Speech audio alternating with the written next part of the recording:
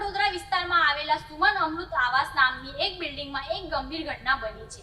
એક માતાએ તેના માત્ર 5 વર્ષના બાળક સાથે 14મા માળથી કૂદીને આપઘાત કરવાનો પ્રયાસ કર્યો છે।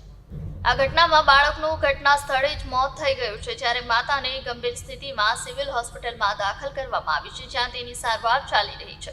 અત્યાર સુધીમાં માતા અને પુત્રની ઓળખ જાહેર થઈ નથી। આ કારણોસર ઘટના પાછળના કારણ અને પરિસ્થિતિઓ અંગે ખડોદરા પોલીસે તપાસ શરૂ કરી છે। આ બનાવ સમાજમાં આત્મહત્યા અને માનસિક સ્વાસ્થ્ય જેવા ગંભીર મુદ્દાઓ તરફ ધ્યાન ખેંચે છે। આવી કોઈ પણ માનસિક સંકટની સ્થિતિમાં મદદ માટે સંબંધિત હેલ્પલાઇન નંબરો પર સંપર્ક કરવાની અપીલ કરવામાં આવી છે। આજે ખટોદરા વિસ્તારના સુમન આવાસ છે ભટાર ચોકી વિસ્તારમાં।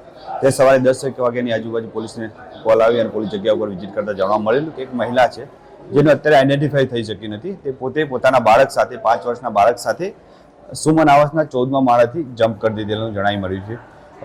આ બનાવમાં જગ્યા ઉપર જ બાળકનું ડેથ થયું છે। જે મહિલા છે એની કન્ડિશન ક્રિટિકલ કન્ડિશનમાં હોય, હાલ સિવિલ ખાતે એને સારવાર માટે લાવવામાં આવેલી છે।